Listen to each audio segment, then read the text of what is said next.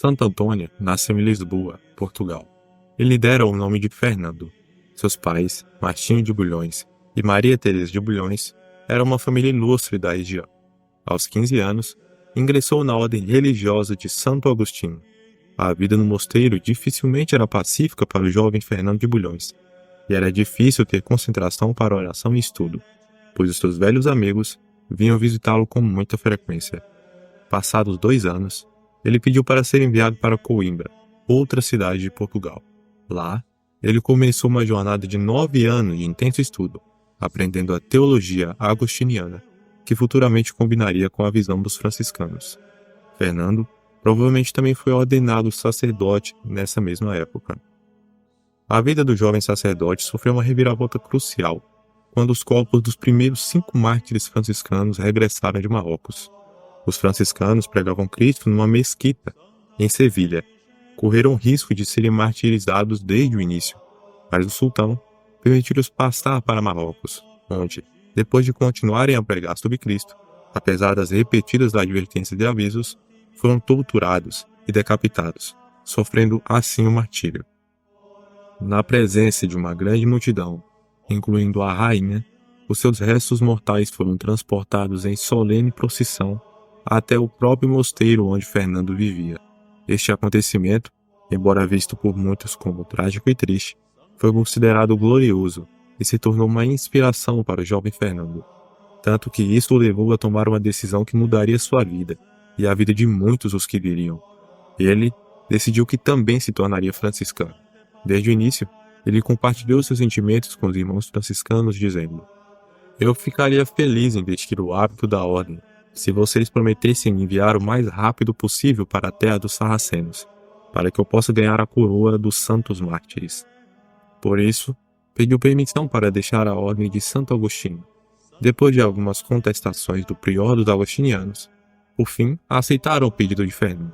O jovem monge então foi para o convento de Santo Antão, onde fez os votos da ordem franciscana e assumiu o nome de Antônio em homenagem a Santo Antão. Fiéis à sua promessa, os franciscanos permitiram que Santo Antônio fosse para Marrocos, para cumprir o que achava ser a sua vocação, ser uma testemunha de Cristo e um mártir, se Deus pedisse. Mas, como muitas vezes acontece, o que Santo Antônio queria oferecer não era o mesmo que Deus desejava. Enquanto estava no Marrocos, ele ficou gravemente doente e, depois de vários meses, percebeu que precisava voltar para casa. Durante a viagem para casa, seu navio enfrentou tempestades e ventos fortes e foi levado para o leste através do Mediterrâneo. Depois de um tempo, seu navio pousou na costa leste da Sicília. Os frades de Messina, que estavam ali perto, embora não o conhecessem, acolheram-no e começaram a cuidar dele para recuperá-lo. Ainda doente, Antônio quis assistir ao grande capítulo de Pentecoste das Esteiras. Assim se chama, porque os 3.000 frades não puderam ser alojados e dormiram em esteiras. São Francisco de Assis também estava lá e também estava doente. Como Antônio era essencialmente um visitante de fora da cidade, no convento da Sicília, ele não recebeu nenhuma designação durante o capítulo das esteiras. Então pediu para falar com um superior provincial do norte da Itália. "Instrua-me na vida franciscana", pediu, sem dizer nada sobre sua formação teológica agostiniana. Quando o superior provincial aceitou, o santo ficou entusiasmado. Agora, tal como Francisco, ele tinha feito a escolha de uma vida de reclusão e contemplação no eremitério. O dom de pregar de Antônio foi reconhecido pela primeira vez em uma reunião para a ordenação de dominicanos e franciscanos, em 1222. Depois de terminar a refeição, o provincial sugeriu que um dos frades presentes fizesse um breve sermão. Não havia voluntários imediatos entre o grupo, então Santo Antônio foi convidado a dar apenas algo simples, já que ele provavelmente não tinha muito conhecimento, e na época tinha apenas 27 anos. Antônio ficou meio indeciso, mas finalmente começou a falar de uma forma simples e ingênua. O fogo dentro dele se tornou evidente. Seu conhecimento era inconfundível, mas foi o amor de sua fala que realmente impressionou todos os presentes. Uma vez expostos seus talentos e conhecimentos, sua vida tranquila de oração e penitência no eremitério foi trocada pela de pregador público. Francisco ouviu falar do dom de Antônio como pregador, e enviou novamente o jovem padre para pregar no norte da Itália. Sabemos que nem todos ficaram impressionados com a sua pregação, Reza a lenda que um dia, diante de corações endurecidos, Antônio foi até o rio e pregou aos peixes. Isso, diz o conto tradicional, chamou a atenção de todos. Antônio fez muitas viagens, tanto no norte da Itália como no sul da França, cerca de 400, sempre optando por entrar nas cidades onde os hereges eram mais evidentes. No entanto, as pregações que ele deu raras vezes tinham o objetivo apenas de mostrar que eles estavam errados. Como os historiadores da igreja interpretam, Santo Antônio preferiu apresentar a grandeza do cristianismo de maneira positiva. Não adiantava provar que as pessoas estavam erradas. Antônio queria conquistá-las e levá-las ao caminho correto, bem como mostrar a maravilha da reconciliação com o Pai amoroso. O superior de Antônio, São Francisco, ouviu muitos relatos entusiasmados dos sermões de Antônio, de conhecimento das Escrituras e da devoção à Virgem Maria. Em 1224, ele escreveu a Antônio pedindo-lhe que ensinasse seus irmãos franciscanos. Assim, Antônio se tornou o primeiro professor da ordem franciscana a receber a aprovação e bênçãos especiais de São Francisco. O santo português continuou a pregar enquanto ensinava os frades, e assumiu mais responsabilidades dentro da ordem. Em 1226, foi nomeado superior provincial do norte da Itália. Mesmo assim, dedicou tempo para orações contemplativas em uma pequena igreja. Por volta da Páscoa de 1228, aos 33 anos, conheceu o Papa Gregório IX em Roma. O Papa foi um fiel amigo e conselheiro de São Francisco. Naturalmente, o famoso pregador Antônio foi convidado para falar. Ele fez isso humildemente, como sempre. Cheio do Espírito Santo, ele pregou a palavra de Deus tão bem, com muito amor e clareza, de modo que todos os ouvintes entenderam a pregação nas suas diversas línguas maternas, como se ele estivesse realmente falando na língua materna de cada um deles. Todos ficaram surpresos com este milagre, como se aquele milagre de Pentecostes tivesse se repetido, e se perguntavam: ele não é espanhol?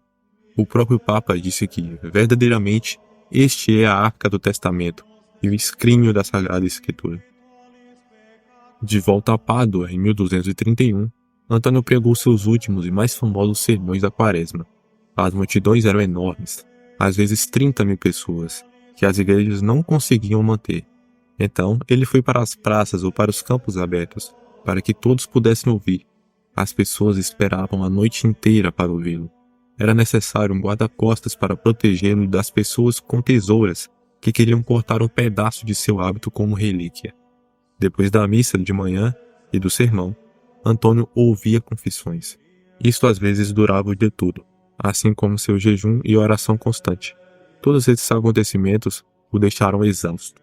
Ele foi para uma pequena cidade perto de Pádua para descansar e se recuperar. Mas logo percebeu que a sua morte estava próxima e queria voltar para Pádua, a cidade que tanto amava. A viagem de carroça enfraqueceu mais ainda, e assim teve que parar em Arcela. No final, ele teve que abençoar Pádua à distância, como Francisco havia abençoado Assis à distância. Em Arcela, recebeu os últimos sacramentos, cantou e rezou com os frades de lá. Em um momento, ele olhava algo atentamente. Quando um dos frades perguntou ao santo o que ele estava olhando tão concentrado, ele respondeu: "Estou vendo meu Senhor." Antônio morreu em paz pouco tempo depois disso. Ele tinha por volta dos 36 anos, e era franciscano há apenas 10. A história e a tradição de devoção a Santo Antônio de Pádua começaram quase imediatamente após sua morte, em 13 de junho de 1231. Milhares de pessoas vieram ver o corpo de Antônio e comparecer ao seu enterro. Seu túmulo tornou-se imediatamente um lugar de extraordinária devoção e numerosos milagres. No ano seguinte, 1232, o seu amigo, o Papa Gregório IX, comovido pelos muitos milagres e relatos que lhe foram atribuídos durante a sua vida e que ocorreram no seu túmulo, declarou-o santo. Recentemente, em 1946, o Papa Pio XII declarou oficialmente Santo Antônio como doutor da Igreja. Só Deus sabe quais são verdadeiras e quais são lendas populares, mas ao contar a história de Santo Antônio de Pádua, deve-se incluir alguma menção às histórias e relatos comumente ouvidas atribuídas a ele durante e depois de sua vida na Terra. A primeira é a história do pão de Santo Antônio. Muitas pessoas fazem doações para ajudar os pobres em ação de graças pelos presentes que atribuíram à intercessão de Santo Antônio. Chamam isso de pão de Santo Antônio. Diz-se que a história do pão de Santo Antônio começou em 1263, 32 anos após sua morte, quando uma criança querida se afogou perto da Basílica de Santo Antônio. A mãe da criança rezou pela intercessão de Santo Antônio e prometeu que, se a criança pudesse viver, ela daria o peso da criança em cereais aos pobres para que pudessem fazer pão. Este presente era muito grandioso, numa época de pobreza generalizada e fome. Quando a criança foi milagrosamente devolvida à vida, a mulher cumpriu a sua palavra. Iniciou-se a tradição de dar esmolas aos pobres em nome de Santo Antônio. É uma bela tradição de generosidade e caridade para com os pobres, e é justo que seja feito em nome de Santo Antônio, já que ele é o padroeiro dos pobres. Muitas pessoas também pensam em Santo Antônio como o descobridor de itens perdidos. A razão para invocar a ajuda de Santo Antônio para encontrar itens perdidos ou roubados se deve a um acontecimento na vida do santo. Segundo a história, ele tinha um livro de salmos favorito que era muito valioso para ele. Como isso ocorreu antes da invenção da impressão, o livro era copiado à mão. Mas, ainda mais valioso eram suas anotações pessoais e os comentários que ele havia feito no saltério para auxiliar no ensino dos alunos da ordem franciscana. Suspeitava-se que o noviço tivesse roubado o saltério. Antônio pediu a Deus humildemente a devolução de sua amada posse. Pouco tempo depois, o noviço devolveu o livro e pediu perdão a Antônio, que lhe foi concedido. Outra história retrata o santo como casamenteiro. A fama de casamenteiro se deu porque Santo Antônio teria atendido aos rogos de uma moça, que para casar precisava de um dote. Ela teria recebido de Santo Antônio um bilhete para entregar a um determinado comerciante. O bilhete dizia que o comerciante desse à moça moedas de prata segundo o peso dos bilhetes. Pensando que o papel pesaria muito pouco, ele aceitou, mas foram necessários 400 escudos de prata para que a balança chegasse ao equilíbrio.